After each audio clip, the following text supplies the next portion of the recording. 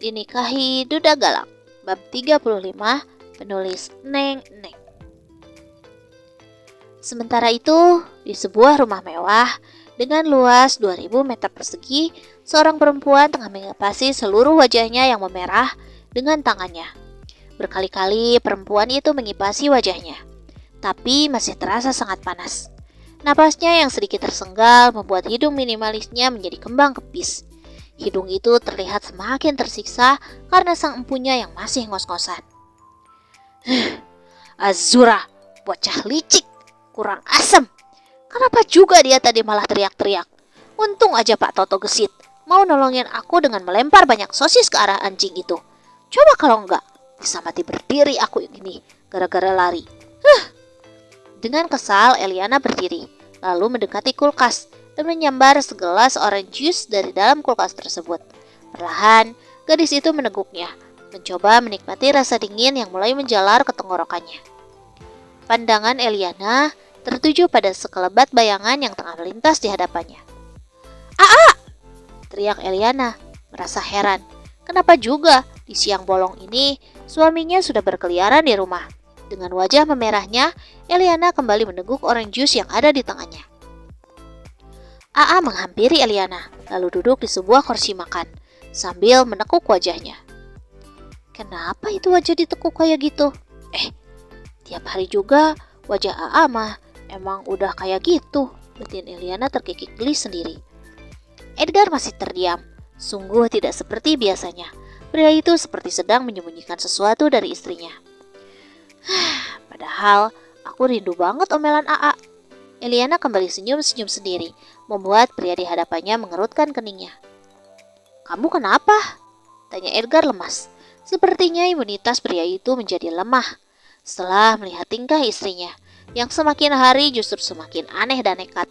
Terbukti dia melihat sekarang istrinya tengah senyum-senyum sendiri. "Aa kenapa? Kok wajahnya ditekuk gitu sih? Kayak baju belum dilicin," tanya gadis itu tak peka. Eliana menatap wajah Aa dengan sejuta tanya, sambil menelisik wajah pria di hadapannya. Sesekali Eliana menyeruput orange juice-nya. "Gak apa-apa," jawab Edgar judes. Percuma juga Edgar mengatakan segala gundahnya. Toh Eliana tidak akan mengerti, atau mungkin justru tidak akan peduli. Entahlah, yang jelas Edgar memutuskan untuk tetap diam atas berita yang sudah didengarnya tadi dari Imran. Eliana dengan acuhnya malah mengedikan bahu sambil meraih ponselnya, yang tiba-tiba saja menjadi ramai oleh notifikasi. "Hai, I'm back. Aku kembali dengan daganganku nyonya-nyonya." Tiba-tiba saja seseakun yang selama ini jarang nimbrung muncul di GC Group Girls. "Nyonya Mirna, kemana saja?" dari Nana yang paling cantik. "Ada nyonya, saya sibuk nih jualan barang baru," balas akun Mirna Hobbit Terpuling. "Ada barang baru? Apa? Tiba-tiba akun lain menjadi sangat kepo. Eliana mengerutkan keningnya, mencoba mencerna isi percakapan mereka. "Ini obat kuat terbaru, terampuh dan tercanggih yang dibuat khusus oleh pabrik di Jerman."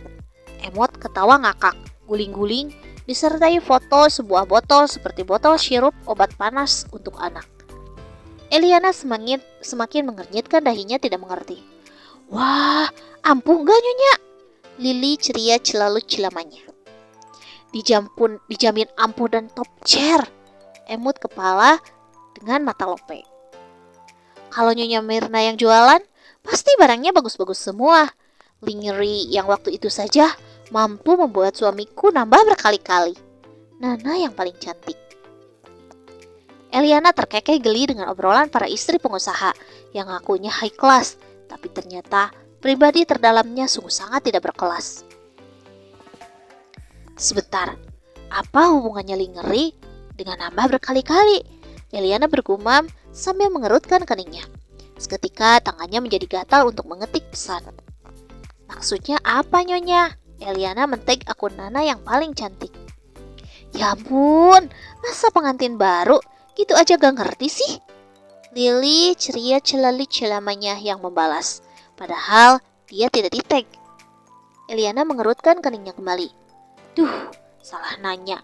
Aku pasti bakalan dibully. Eliana kembali bergumam. Sebentar, apa jangan-jangan akun Nana yang paling cantik menggantungkan kata-katanya, membuat Eliana menjadi panik. Seketika Eliana menatap wajah garang suaminya yang sedari tadi sedang menatapnya dengan tatapan tajamnya. Hehehe. Eliana menggaruk tengkuknya yang tidak gatal. Eliana kembali mengintip ponselnya. Jangan-jangan Nyonya El jarang menservis suaminya, makanya dia gak ngerti. Lagi-lagi akun Nana yang paling cantik. Pantesan Tuan Ed kelihatan semakin datar dan galak ya. Lily ceria celalu-celamanya. Eliana semakin frustasi. Dia memutuskan untuk tidak lagi membalas pesan, yang kini suara notifikasi sudah sangat ramai. Eliana menutup ponselnya. Eliana paham betul apa yang dimaksud oleh ibu-ibu lambe itu. Dia paham kewajiban dan haknya sebagai seorang istri. Namun, jika menilik kembali bagaimana cara AA bersikap dan bagaimana jalan mereka hingga menikah, Eliana kembali berpikir, jika pernikahannya bukanlah pernikahan biasa. AA kenapa? Lirih Eliana menatap pria di hadapannya, yang dia yakini sedang punya masalah. Karena tidak biasanya AA hanya terdiam, bahkan ketika melihatnya bertukar pesan chat, biasanya AA akan langsung mengomel. Lagi punya masalah? Tanya Eliana lagi. Kata siapa? Pria itu mengangkat alisnya. Kata aku kan barusan. Eliana tampak mulai kesal lagi. Percuma juga nanya baik-baik sama si AA. Toh ujung-ujungnya pasti jawabannya judes juga kan? Emang kamu peduli? Enggak kan? Sinisnya membuat El menduduk. Kok AA ngomongnya gitu sih? Sudah seharusnya kita belajar berbagi kan? Tanya El mulai sabar dengan situasi yang dihadapinya. Gak usah, semuanya bukan urusanmu. Edgar bangkit, lalu berjalan menaiki tangga. Elah, ditanya salah, didiamin salah, ini salah, itu salah, sebel. Mengumpat, bereskan lagi rumah ini 2 kali. Terdengar suara lantang itu dari lantai atas. Eliana mengerjap, lalu bergidik ngeri. Ya ampun, wujudnya sudah tidak ada. Tapi kenapa dia masih bisa mendengar semua umpatanku ya? Eliana menggedikan kedua bahunya. Eliana kembali mengintip ponselnya. Nona El, saya punya rekomen novel 21 plus. Atau mau film-film bagusnya? Mirna hobi traveling menteg El. Tapi El hanya berdecak sambil bergidik, merasa ngeri dengan obrolan ibu-ibu yang seperti tengah kalap itu. Pagi ini, setelah aku mengantar Aksa ke sekolahnya, aku mengantarkan Azura ke sekolahnya juga. Berbeda ketika aku semobil dengan Aksa, aku lebih banyak mengobrol dengannya, bernyanyi dengan riang, dan menanggapi segala celotehannya. Tapi, tidak dengan Azura, gadis ini cenderung pendiam, dan terlihat tak ingin banyak bicara ketika semobil denganku. Dan aku pun lebih memilih untuk diam saja, bertanya seperlunya dan menjawab pertanyaan seperlunya. Karena meskipun aku berusaha mencairkan suasana, tetap saja gadis itu begitu sulit diajak bercanda. Tapi dengan semua sikapnya padaku, tidak mengurangi rasa sayangku padanya. Aku masih tetap menjalankan tugas dan kewajibanku sebagai seorang ibu terhadap anaknya. Aku menyayangi semua anak-anak sambungku. Tiba di sekolah Azura, dia turun dari mobil tanpa menoleh kepadaku. Beda dengan Aksa yang selalu mencium tanganku dan melambaikan tangannya. Azura langsung mendekati gerbang sekolah dengan setengah berlari. Aku memicingkan mataku. Mobil memang melaju pelan setelah Azura turun, tapi fokusku tetap pada Azura yang tengah celingukan di depan gerbang.